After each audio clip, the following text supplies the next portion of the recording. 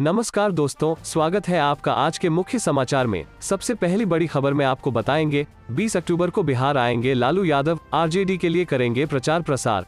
इसी के साथ दूसरी बड़ी खबर में जिक्र होगा कि तेजस्वी ने आरजेडी की हाई लेवल मीटिंग बुलाए, राबड़ी आवास पर जुटेंगे पार्टी के बड़े नेता।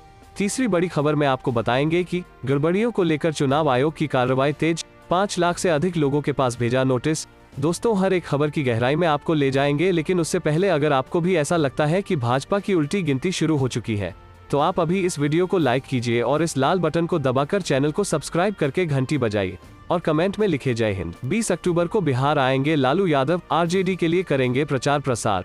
जी हाँ दोस्तों, दीपावली का त्योहार अगले महीने है, लेकिन आरजेडी के लिए 20 अक्टूबर का दिन दीपावली से कम नहीं होगा।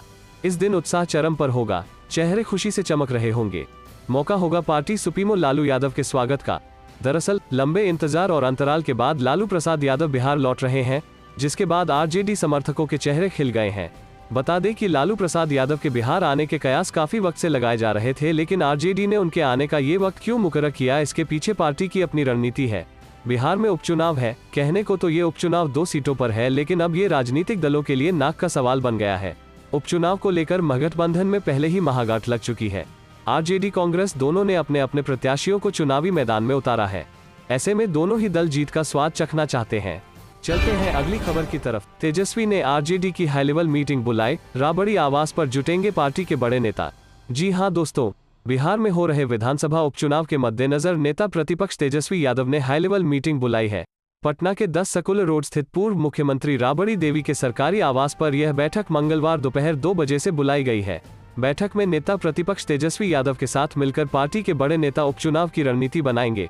इस बैठक में पिछले साल बिहार में हुए विधानसभा चुनाव में राजद की ओर से उतरे सभी प्रत्याशियों और पूर्व विधायकों को मौजूद रहने को कहा गया है। बैठक में तेजस्वी यादव के अलावा पूर्व मुख्यमंत्री राबड़ी देवी, प्रदेश अध्यक्ष जगदानंद सिंह समेत पार्टी के कई वरिष्ठ नेता शामिल होंगे। बताया जा रहा है कि बैठक का उद्देश्य उपचुनाव में पार्टी उम्मीदवारों की जीत के लिए रणनीति बनाने के साथ ही पार्टी को मजबूत बनाने के लिए अन्य कार्यक्रमों पर विचार करना है। माना जा रहा है कि बैठक में तेजस्वी पार्टी के सिपहसालारों को उपचुनाव में जीत के लिए अलग अलग जिम्मेदारियां सौंपेंगे। सूत्रों के मुताबिक इस बार बैठक में तेजस्वी द्वारा कही गई बातों को एक एक कॉपी के रूप में सभी सदस्यों को दिया जाएगा, ताकि कहीं कोई कंफ्यूजन की स्थिति न रहे और कही गई बातों को सही ढंग से लागू किया जा सके। चलते हैं अगली खबर की तरफ। गड़बड़ियों को लेकर चुनाव आयोग की कार्रवाई तेज, 5 लाख से अधिक लोगों के पास भेजा नोटिस। जी हां दोस्तों, बिहार में पंचायत चुनाव जारी है। राज्य में अब तक 3 चरणों का चुनाव संपन्न हो चुका है।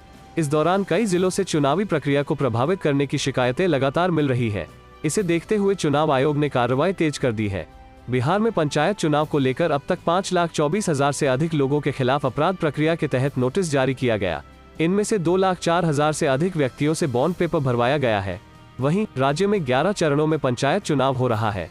राज्य निर्वाचन आयोग के निर्देश पर कानून व्यवस्था बनाए रखने को लेकर ग्रामीण इलाकों में उपद्रवी तत्वों को चिन्हित कर नोटिस देने व बॉन्ड भरवाने की कार्रवाई की जा रही है।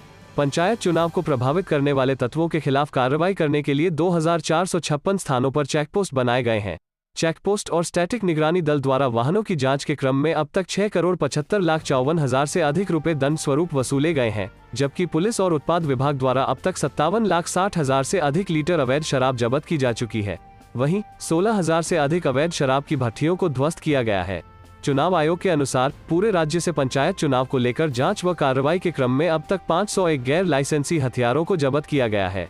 इसके साथ ही 3,078 कारतूस, 5 बम एवं 777 अन्य अवैध वस्तुओं को जब्त किया गया है। इनके अतिरिक्त अब तक 19 शस्त्र निर्माण स्थलों को भी सीज किया गया है। पंचायत चुनाव के शांतिपूर्ण संचालन के लिए अब तक 53,675 लाइसेंसी हथियारों का सत्यापन किया गया है और 753 शस्त्रों का लाइसेंस रद्द किया गया है।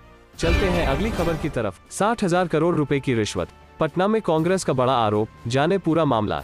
जी हां दोस्तों, कांग्रेस के सीनियर नेता और पूर्व केंद्रीय मंत्री सुबोधकांत सहाय ने मोदी सरकार पर रिश्वत के आरोप लगाए हैं।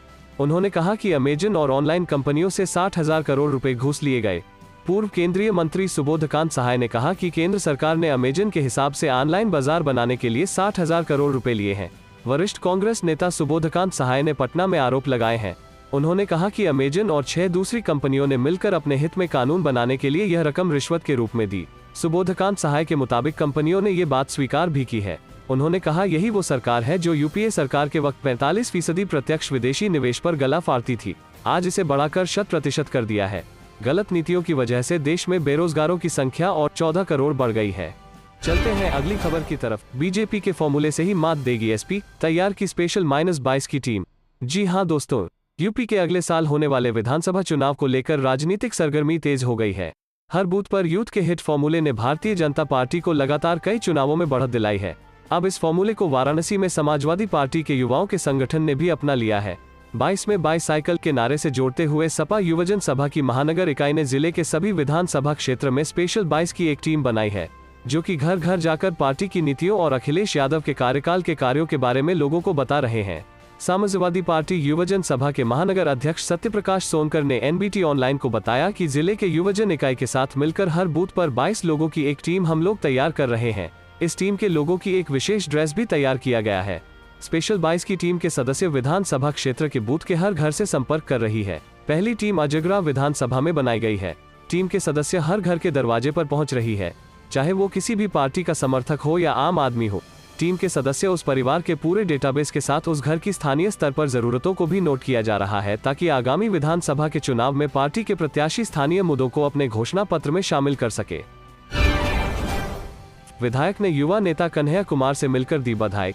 जी हां दोस्तों, कांग्रेस के युवा नेता और जेएनयू छात्र संघ के पूर्व अध्यक्ष कन्हैया कुमार से मिलकर उन्हें कांग्रेस पार्टी में आने के लिए बधाई दी, साथ ही सिमडेगा आने का न्योता भी दिया। इस दौरान विधायक भूषण बाड़ा और युवा कांग्रेस नेता कन्हैया कुमार ने वर्तमान राजनीतिक पर चर्चा करते हुए देश के युवाओं को कांग्रेस से जोड़ने को लेकर चर्चा की। कन्हैया कुमार ने विधायक भूषण बाड़ा से मिलकर खुशी जाहिर करते हुए कहा कि देश को आप जैसे युवा विधायक की ही जरूरत है।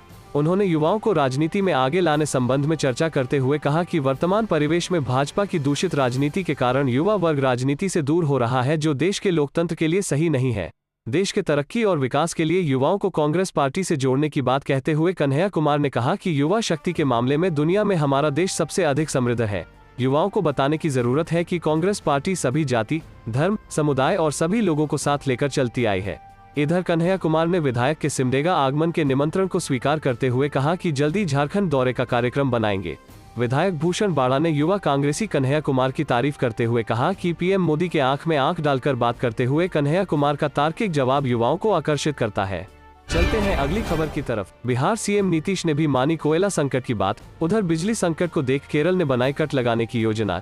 जी हां दोस्तों, कोयले की कमी के कारण देश में बिजली संकट आने का अंदेशा बढ़ता जा रहा है। पंजाब और दिल्ली के बाद अब बिहार के मुख्यमंत्री नीतीश कुमार ने भी कोयला संकट की बात मानी है। कोयले की कमी से होने से वाली बिजली संकट को देखते हुए केरल ने बिजली आपूर्ति में कमी करने की योजना बनाई है। बिहार के मुख्यमंत्री नीतीश कुमार ने सोमवार को मीडिया कर्मियों से बातचीत के दौरान कोयला संकट की बात मानते हुए कहा कि यह बात बिल्कुल सही है कि समस्या है। जहां से आपूर्ति होती थी वहां उनका उतना उत्पादन नहीं है। कोई कारण है जिसके चलते ऐसी स्थिति पैदा हुई है। ऐसा नहीं है कि यह सिर्फ बिहार की स्थिति है, यह सब जगह की स्थिति है। कोयले की आपूर्ति में कमी को लेकर मुख्यमंत्री नीतीश कुमार ने यह भी कहा कि जितनी बिहार की जरूरत है उस हिसाब से या तो हमें एनटीपीसी से मिलता है या फिर प्राइवेट कंपनियों से लेते थे। इन कंपनियों से जितना आपूर्ति का प्रावधान था वह नहीं हो पा रहा है, इसके चलते समस्या आई है। चलते हैं अगली खबर की तरफ। अखिलेश बोले 351 सीटें जीतकर बनाएंगे सरकार। जी हां दोस्तों, सपा तीतरों की रैली में चुनावी मूड में दिखे। उन्होंने ऐलान किया कि इस बार सपा प्रदेश में 351 सीटें जीतेगी। संकेत दिए कि भाजपा को हराने के लिए वो अन्य पार्टियों से गठबंधन कर सकते हैं। यदि चुनाव में कोई फैसला होता है तो कार्यकर्ता उसका सम्मान करें। उनके यहाँ सभी का पूरा सम्मान रखा जाएगा। लेकिन खास बात यह रही कि उन्होंने किस पार्टी से गठबंधन होगा उसके पत्ते नहीं खोले। विधानसभा के सियासी समर में उतरने से पहले अखिलेश यादव इस बार खासे सधे कदम उठा रहे हैं। उनका मानना है कि बगैर गठबंधन भाजपा को नहीं हराया जा सकता। यह बात उन्होंने खुद मंच से कही। बोला कि भाजपा को हराने के लिए वो गठबंधन कर सकते हैं, लेकिन किस किस पार्टी से गठबंधन होगा इसका जिक्र नहीं किया। सभी की निगाहें इस बात की ओर लगी थी कि सपा और रालोद के गठबंधन पर साफ तौर पर कुछ बोलेंगे, क्योंकि बीते दिनों से रालोद और सपा के गठबंधन की चर्चा हवा में तैर रही है। लेकिन उन्होंने गठबंधन के लिए किसी का भी नाम नहीं लिया। इसके बाद कयासों का दौर शुरू हो गया। चलते हैं अगली खबर की तरफ। भाकियू राजनीतिक के राष्ट्रीय अध्यक्ष राकेश टिकैत बोले, जब तक मंत्री अजय मिश्र टेनी इस्तीफा नहीं देते तब तक जारी रहेगा आंदोलन। जी हां दोस्तों, भारतीय किसान यूनियन राजनीतिक के राष्ट्रीय अध्यक्ष राकेश टिकैत ने कहा कि लखीमपुर कांड में अजय मिश्र टेनी 120B के मुलजिम है। जब तक वो मंत्री पद पर रहेगा तब तक जांच प्रभावित होगी। कहा कि 17 अक्टूबर को महापंचायत के आयोजन की अगर प्रशासन अनुमति नहीं देगा तो भी वह होगी। सोमवार सुबह गाजीपुर बॉर्डर से लखीमपुर खीरी जाते वक्त टिकैत ने हाईवे स्थित जोया टोल प्लाजा व हरियाणा गांव के सामने कार्यकर्ताओं का हाल जाना। सुबह करीब 10:30 बजे राष्ट्रीय प्रवक्ता जोया टोल प्लाजा पर पहुंचे। यहां धरने पर बैठे कार्यकर्ता उनकी गाड़ी के पास आए और स्वागत किया। इस पर उन्होंने कार्यकर्ताओं को बताया कि वह लखीमपुर खीरी जा रहे हैं। धरना अभी चलता रहेगा, निश्चित ही हम सबकी मेहनत रंग लाएगी। इसके अलावा उन्होंने कार्यकर्ताओं से 17 अक्टूबर को होने वाली महापंचायत की तैयारियों के बारे में जानकारी हासिल की। कहा कि प्रशासन अगर महापंचायत की अनुमति नहीं देगा तो भी उसका आयोजन होगा। सभी कार्यकर्ता एकजुट रहें। 2 मिनट ठहरने के बाद वह यहां से आगे के लिए रवाना हो गए। इस मौके पर कोषाध्यक्ष सचिन कुमार, ब्लॉक अध्यक्ष योगेंद्र सिंह, जन्म सिंह, भगवंत सिंह, जसपाल सिंह, कृष्णवीर, जयपाल सिंह, महाराज सिंह आदि लोग मौजूद रहे। इसके बाद हरियाणा गांव के सामने कार्यकर्ताओं ने उनका स्वागत किया। इस बीच पत्रकारों से बातचीत करते हुए राष्ट्रीय प्रवक्ता ने कहा कि लखीमपुर खीरी कांड में बेटे के साथ साथ पिता भी कसूरवार है। बेटे व पिता को गिरफ्तार कर आगरा जेल में बंद किया जाए। बाप मंत्री है तो पुलिस भी उसके दबाव में है, इसलिए मंत्री पद से इस्तीफा होना चाहिए। अगर नहीं होगा तो आंदोलन जारी रहेगा। चलते हैं अगली खबर की तरफ। रजनी पाटिल बोली, कश्मीर में बिगड़ते हालात को संभाल नहीं पा रही भाजपा सरकार, वर्तमान में हालात खराब। जी हां दोस्तों, कांग्रेस की जम्मू कश्मीर प्रभारी रजनी पाटिल ने कश्मीर में बिगड़े हालात को भाजपा सरकार की नाकामी बताया है। उन्होंने कहा है कि 1990 के दशक जैसे हालात कश्मीर में बन रहे हैं और अल्पसंख्यकों व शांति प्रिय नागरिकों में असुरक्षा की भावना बढ़ गई है। जम्मू जिले में बिश्नाह रोड मीरान साहिब में रविवार को कार्यकर्ताओं की रैली में रजनी पाटिल ने कहा कि कश्मीर में सिलेक्टिव किलिंग की घटनाओं के सामने आने के बाद लोगों में भय माहौल पैदा हो गया है। उन्होंने कहा, भाजपा सरकार कश्मीर में निर्दोष लोगों की सुरक्षा करने में नाकाम रही है। जम्मू कश्मीर के केंद्र शासित प्रदेश बनने के बाद से यहाँ कानून व्यवस्था की स्थिति को गृह मंत्रालय देखता है।